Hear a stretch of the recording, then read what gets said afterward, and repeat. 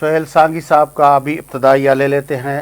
سہیل سانگی صاحب، آپ کی طرف آتے ہیں کہ آج 16 دسمبر کے حوالے سے جو ہم بات کر رہے ہیں، تو آپ کا جس کانٹیکسٹ میں ہم بات کر رہے ہیں، آپ اپنا ویو پوائنٹ ابتدائی دے دیں تو ہم پھر اس کے مزید اس کو ایلیبریٹ کریں۔ میں عاصم صاحب اس بات سے بالکل متفق ہوں کہ ہم نے کچھ بھی نہیں سیکھا۔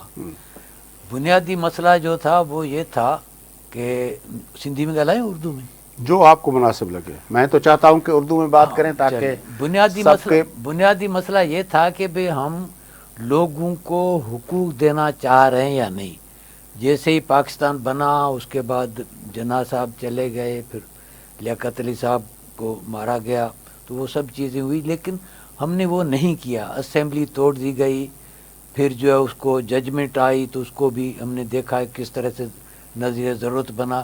تو یہ تین چیزیں بنیادی تھی۔ ایک یہ کہ ہمارے پاس جو حکمرانوں نے بنایا کہ لوگوں کو حقوق نہیں دینے، اور صوبوں یا قومیتیں جن کو ہم کہتے ہیں ان کو حقوق نہیں دینے۔ تیسری چیز یہ کہ یہاں پر جمہوریت نہیں قائم رکھنی ہے۔ یہ تین چیزیں تھیں، اور یہ تین چیزیں جو ہیں وہ ماشاءاللہ ہمارے یحییٰ خان اور ایوب خان سے پہلے ہی بھی ہم اس کا آغاز کر چکے تھے، اور انہوں نے اپنے اپنے حصے کا جو ہے وہ حصہ ڈالا اپنے اس پورے اس خراب کام میں۔